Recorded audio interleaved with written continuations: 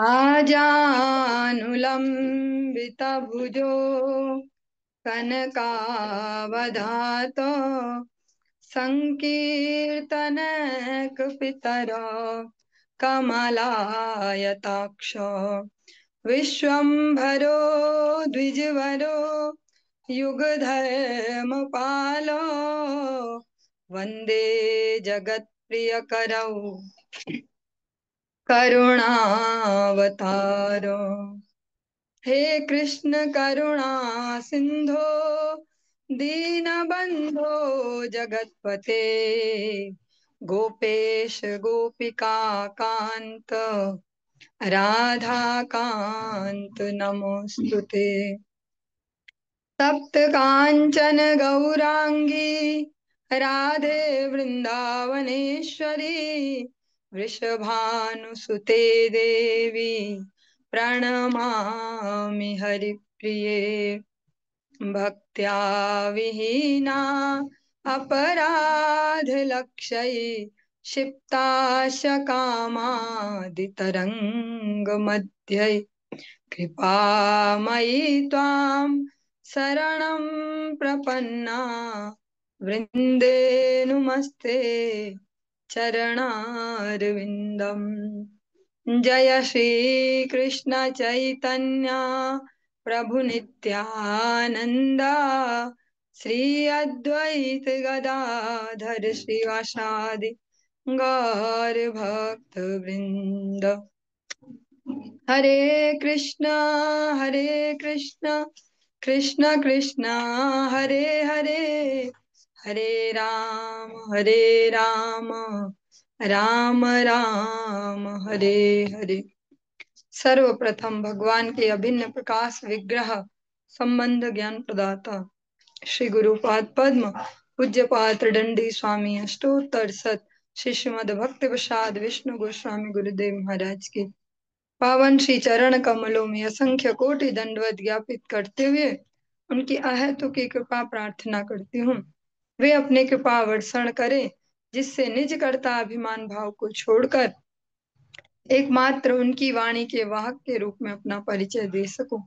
परम गुरुदेव नित्य लीला पृष्ठों विष्णुवाद श्री श्रीमद भक्ति दयित माधव गोस्वामी महाराज परमेष्ठि गुरुदेव जगत गुरु भक्ति सिद्धांत सरस्वती गोस्वामी ठाकुर प्रभुपाद व समस्त गुरु परंपरा जय युक्त हूँ।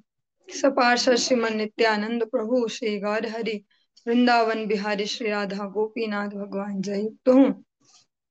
हम सभी पर अपनी कृपा वर्षण करें जिससे भगवान के पवित्र नाम और हरि गुरु वैष्णव सेवा में हम सभी की रुचि उत्पन्न हो सके। आज की इस प्रातःकालीन कक्षा में हम श्रवण करेंगे ग्रंथ राज श्रीमद् भागवतम के अंतर्गत दसम स्कंद हम श्रवण कर रहे हैं और इसके अंतर्गत आज 68वां नंबर जो अध्याय है इस दसम स्कंद का इसको हम प्रारंभ करने जा रहे हैं। ओम नमो भगवते वासुदेवाय ओम नमो भगवते वासुदेवाय ओम नमो भगवते वासुदेवाय। श्रीशुक उवाच दुर्योधनसुतां राजन् लक्ष्मणां समितिञ्जयः स्वयंवरस्थामः रत्साम्भो जाम्बवती सुतः। श्री सुखदेव गोस्वामी ने कहा, हे राजन, महाराज परीक्षित को संबोधित करते हुए ऐसा कह रहे हैं। जाम्बवती के पुत्र सांब ने जो सदैव युद्ध में विजयी होता था, दुर्योधन की पुत्री लक्ष्मणा का उसके स्वयंवर समारोह से हरण कर लिया।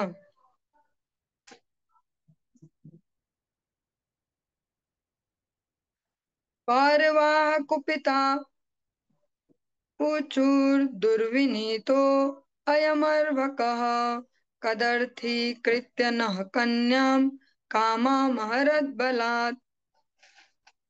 क्रुद्ध कौरवों ने कहा, इस अनुचित आचरण वाले बालक ने हमारी अविवाहिता कन्या को उसकी इच्छा के विरुद्ध बलपूर्वक हरण कर हमारा अपमान किया है।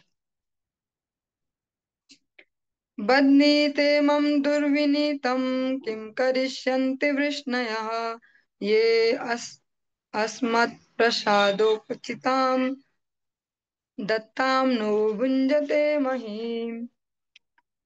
बुरे आचरण वाले इस सांब को बंदी बना लो, आखिर वृष्णिजन हमारा क्या कर लेंगे। वे हमारी ही कृपा से हमारे द्वारा प्रदत्त पृथ्वी पर शासन कर रहे हैं। इस प्रकार से कौरवों ने कहा कि जो वृष्णिवंशी हैं हमारी कृपा से ये शासन कर रहे हैं। निगृहीतं सुतं श्रुत्वा यद्देष्यन्तीह वृष्णयः भग्नदर् भग्नदर्पाः समं यान्ति प्राणा इव सुसंयताः। यदि वृष्णिजन यह सुनकर यहाँ आते हैं कि उनका पुत्र पकड़ा गया है तो हम उनके घमंड को तोड़ डालेंगे। इस प्रकार से वे उसी तरह दमित हो जाएंगे जिस तरह कठोर नियंत्रण के अंतर्गत शारीरिक इंद्रियां दमित हो जाती हैं। इति कर्णः सुलोभूयिर्याज्ञकेतुः सुयोधनः सांब मारे भिरे योद्धुम कुरु वृद्धानुमोदिताः। यह कहकर तथा कुरुवंश के वयोवृद्ध सदस्य द्वारा अपनी योजना की स्वीकृति लेने पर कर्ण, शल, भूरि, यज्ञ केतु तथा सुयोधन सांब पर आक्रमण करने के लिए कूच कर गए।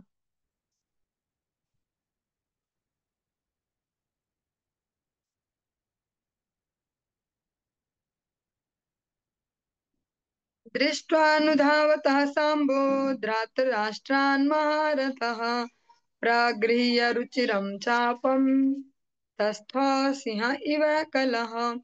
दुर्योधन तथा उसके साथियों को अपनी ओर दौड़ते आते देखकर महारथी सांब ने अपना सुंदर धनुष धारण कर लिया और वह सिंह की तरह अकेला खड़ा हो गया।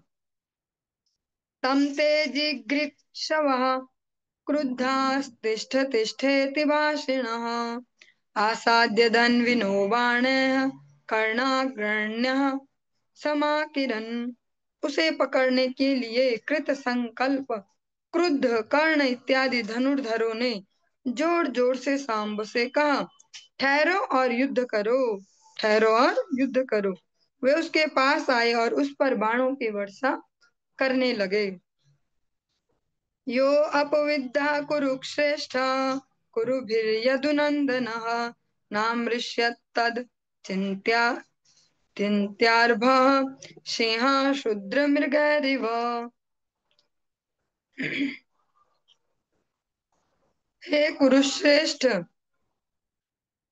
ये सुखदेव गोस्वामी जी परीक्षित महाराज को संबोधित करते हुए कह रहे हैं। क्योंकि भगवान श्री कृष्ण के पुत्र सांब को कुरुगण अनैतिक रीति से तंग कर रहे थे, अतः यदुकुल का वह प्रिय पुत्र उनके आक्रमण को सहन नहीं कर सका, जिस तरह एक सिंह क्षुद्र पशुओं के आक्रमण को सहन नहीं कर पाता। विस्फुर्य रुचिरं चापं सर्वान् विव्याधशायकैः कर्णादीन् षड्रथान् विरस्तावद् वद्भिर्युगपत्पृथक् पृथक् चतुर्भिश्चतुरो वाहने केन च सारथीन् रथीनश्च महेश्वासांश्च तस्य तत्ते अभ्यपूजयन्। अपने अद्भुत धनुष का टंकार करके वीर सांब ने बाणों से कर्ण आदि 6 योद्धाओं पर प्रहार किया। उसने 6 रथों को उतने ही बाणों से, चारों घोड़ों की टोली को 4 बाणों से और प्रत्येक सारथी को एक एक बाण से भेद डाला। इसी तरह उसने रथों की बागडोर संभालने वाले महान धनुर्धरों पर भी प्रहार किया। शत्रु योद्धाओं ने सांब को उसके इस पराक्रम प्रदर्शन के लिए बधाई दी। उसके जो शत्रु हैं उन्होंने भी उसकी वीरता की सराहना की।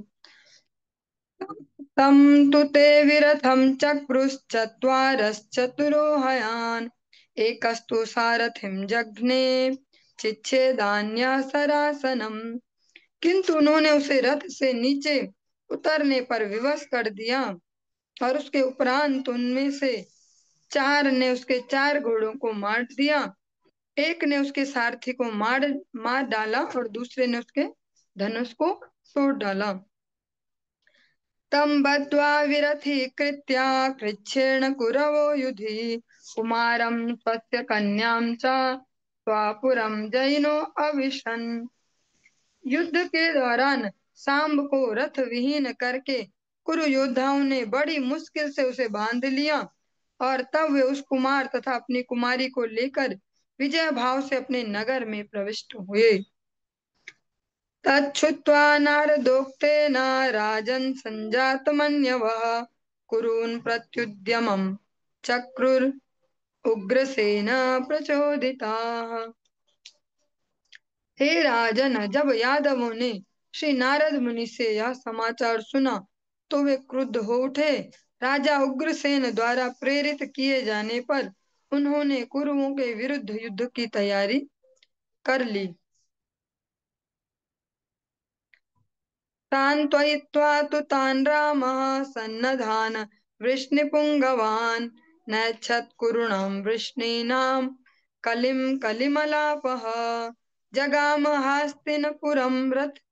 हास्तिनपुरं रथेनादित्यवर्चसा ब्राह्मणः कुलवृद्धश्च वृतश्चंद्र इव ग्रहे। किंतु भगवान बलराम ने वृष्णि वीरों के क्रोध को शांत किया, जिन्होंने पहले से अपने कवच धारण कर लिए थे।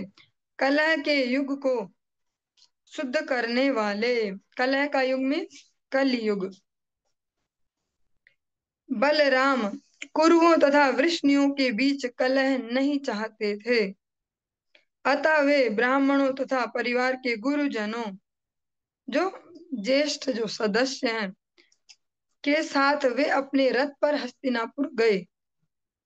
उनका रथ सूर्य की तरह तेजोमय था। जब वे जा रहे थे तो ऐसे लग रहे थे मानो प्रधान ग्रहों द्वारा घिरा चंद्रमा हो। गत्वा गजायवम गत्वा गजाय ययं रामो बाह्योपवनमास्थितः उद्धवं प्रेषयामास धृतराष्ट्रं बुभुत्सया। हस्तिनापुर पहुंचकर भगवान बलराम नगर के बाहर एक बगीचे में रह गए और उद्धव जी को महाराज धृतराष्ट्र के जो विचार हैं, जो उनकी योजना है, का पता लगाने के लिए आगे भेज दिया। बलराम जी ने वहां प्रवेश नहीं किया नगर में। सो अभिवन्द्याम्बिका पुत्रं भीष्मं द्रोणं च बालिकं दुर्योधनं च विधिवत् राम मागतमब्रवीत्। अंबिका पुत्र जो धृतराष्ट्र हैं तथा भीष्म देव, द्रोण, बालिक तथा दुर्योधन को समुचित आदर देकर उद्धव ने उन्हें बतलाया कि भगवान बलराम आ गए हैं।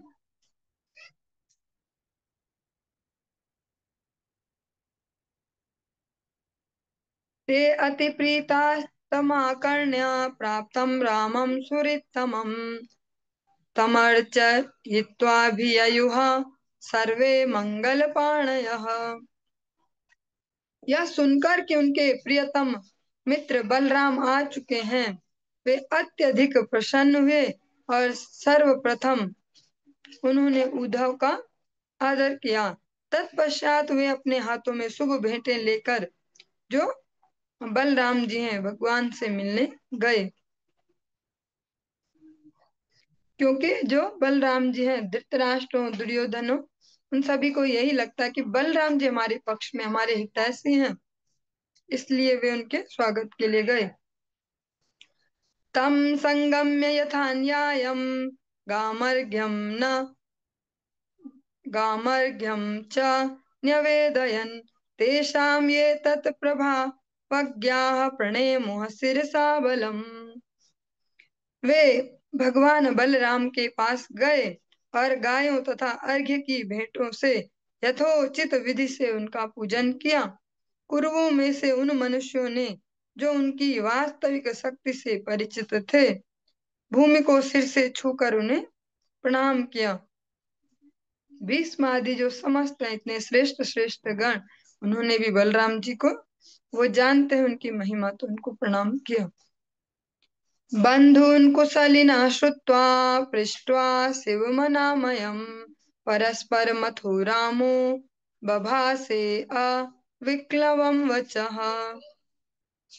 जब दोनों पक्षों ने सुन लिया कि उनके संबंधी गण कुशल मंगल से हैं और दोनों ने एक दूसरे से कुशल मंगल तथा स्वास्थ्य के विषय में पूछताछ कर ली, जब हालचाल पूछ लिया तो भगवान बलराम ने कुरुओं को सीधे तौर पर इस प्रकार से कहा। उग्रसेनः शितेशेषो यद्वा आज्ञापयत् प्रभु तद्व्यग्रधिया श्रुत्वा कुरुध्वं विलंबितम्। भगवान बलराम ने कहा, राजा उग्रसेन हमारे स्वामी तथा राजाओं के शासक हैं। तुम लोग एकाग्रचित्त होकर उसे सुन लो जो उन्होंने तुम लोगों से कहने के लिए कहा है और तब उसे तुरंत करो। अद्यूयं वत्स्वेकं जित्वा धर्मेण धार्मिकम् अबध्नीताथ तन्मृष्ये बंधुनामैक्य काम्यया। राजा उग्रसेन ने कहा है, यद्यपि तुम में से कई ने अधर्म का सहारा लेकर धर्म के सिद्धांत पर चलने वाले अकेले प्रतिद्वंदी को पराजित किया है, उसके पश्चात भी मैं अपने पारिवारिक सदस्यों में एकता बनाए रखने हेतु यह सब सहन कर रहा हूँ। वीर्य शौर्य बलोन्नद्धम् मात्म शक्ति समम वचः कुरवोद्बल देवस्य निशम्यो उचुः प्रकोपिताः। बलराम के पराक्रम साहस तथा बल से पूरित एवं उनकी शक्ति के समरूप इन शब्दों को सुनकर कौरव गण क्रुद्ध हो उठे और इस प्रकार बोले। अहो महच्चित्रमिदं कालगत्या दुरत्यया आरुरुक्षत्यो पानद्वय शिरो मुकुट सेवितम्। कुरु नायकों ने कहा, ओह यह कितनी विचित्र बात है। काल की गति निस्संदेह दुर्लंघ्य है। अब जो पैरों की जो कह सकते हैं चरण पादुका है उसे वह सिर पर चढ़ना चाहती है जिसमें राजमुकुट सुशोभित है। जो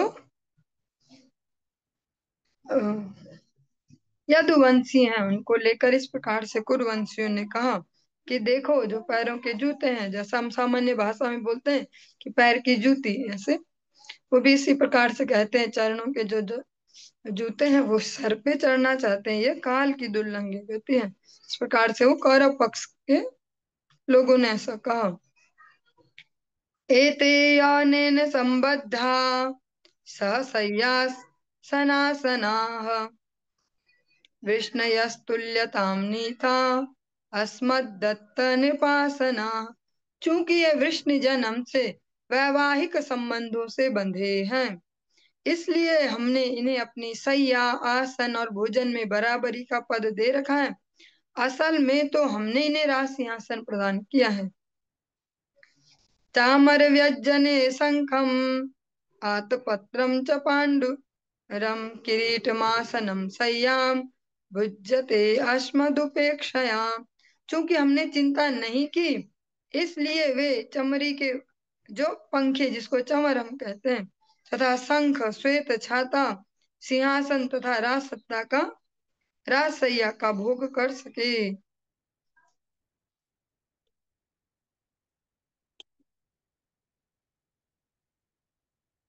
अलम यदूनाम नरदेव देवलाच्छनैर्धातुः प्रतीपय फणिनामि वामृतम् ये अस्मत्प्रसादोपचिता हि यादवा आज्ञापयन्त्यद्य गतत्र गतत्र पावत। अब यदुओं को इससे आगे इन राशि प्रतीकों का उपयोग न करने दिया जाए, क्योंकि अब ये प्रदान करने वालों के लिए कष्टप्रद बन रहे हैं, जिस तरह विषैले सांपों को पिलाया गया दूध। ये यादव गण हमारी कृपा से समृद्ध बनकर अब समस्त लज्जा परित्याग कर चुके हैं और हमें आदेश देने का दुस्साहस कर रहे हैं। कथमिंद्रो अपि कुरुभिर भीष्म द्रोणार्जुनादिभिः अदत्तम वरुन्धीत सिंहग्रस्तमिवो रणः। भला इंद्र भी किसी वस्तु को हड़पने का दुस्साहस कैसे कर सकता है जिसे भीष्म देव, द्रोण, अर्जुन या अन्य कुरुजनों ने उसे नहीं दिया है। यह तो वैसा ही है जैसे मेमना सिंह के वध की मांग करे। श्रीवादरायणीरुवाच जन्मबन्धुश्रियोनद्धम् अदास्ते भरतर्षभा आश्राव्य रामं दुर्वाच्यं सभ्याः असभ्याः पुरमाविशन्। श्री वादरायणी जो सुखदेव गोस्वामी जी हैं, उन्होंने कहा, हे भरत वंशियों में श्रेष्ठ परीक्षित महाराज को कह रहे हैं, अपने उच्च जन्म तथा संबंधों के ऐश्वर्य से फूल कर उपा हुए घमंडी कुरु जब ये कटु वचन भगवान बलराम से कह चुके तो वे अपने नगर को वापस चले गए। दृष्ट्वा कुरूणां दौशील्यं श्रुत्वा वाच्यानि चाच्युतः अवोचत्कोपसंरब्धो दुष्प्रेक्ष्यः प्रहसन् मुहुः। कुरुओं के दुराचरण को देखकर तथा उनके इन गंदे शब्दों को, अपशब्दों को सुनकर भगवान अच्युत जो भगवान बलराम क्रोध से उबल पड़े। उनका मुखमंडल देखने में भयावना था और बारंबार हंसते हुए वे इस प्रकार बोले जैसे कोई सामर्थ्यवान हो और उसको कोई सुनाता जाए, तो जैसे वो हंसता है इस प्रकार से कि हाँ दम तो है मुझ में, अभी बताता हूँ, उसी हंसी से बलराम जी हंसते हुए बोले, नूनम नानामदोन्नद्धा शांतिम नच्छन्त्य साधवः तेषां हि प्रशमो दंडः पशूनां लघुडो यथा। भगवान बलराम ने कहा, स्पष्ट है कि इन दुराचारियों की विविध वासनाओं ने इन्हें इतना दम्भी बना दिया है कि वे शांति चाहते ही नहीं, तो उसके पश्चात इन्हें शारीरिक दंड द्वारा समझाना होगा, जिस तरह पशुओं को लाठी से सीधा किया जाता है। जैसे जो मूर्ख है, स्पष्ट कहें तो मूर्ख को फिर शारीरिक दंड ही देना होता है, उसको बातों से कुछ ऐसा मोटिवेट करके, ऐसा उत्साह देके उससे करवाया नहीं जा सकता। तो अंतिम उपाय फिर जो होता है वो कह सकते हैं बल प्रयोग ही होता है। अहो यदून सुरन सुसंरब्धान् कृष्णं च कुपितं सनयः सान्त्वयित्वा हमेतेषां सममिच्छन्निगाह निहागतः ता इमे मन्दमतयः कलहा विरता खलाः तं मामवज्ञाय मुहुर्दुर्भाषान् मानिनो अब्रुवन। ओह मैं धीरे धीरे ही क्रुद्ध यदुजनों तथा भगवान श्री कृष्ण को भी जिन्हें क्रोध आ गया था शांत कर सका था। मैं इन कौरवों के लिए शांति की कामना करते हुए यहाँ आया, किंतु ये इतने मंद मति स्वभाव से कलह प्रिय तथा दुष्ट हैं कि इन्होंने बारंबार मेरा अनादर किया है।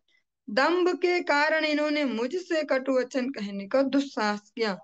बलराम जी सोचते हैं कि सारे यादव तो तैयारी थे युद्ध के लिए, मैं ही था जो इनके लिए सोच के मैंने बोला कि ना मैं जाता हूँ, जरा शांति की व्यवस्था करता हूँ, पर ये तो मेरा ही अपमान करने में लग गए।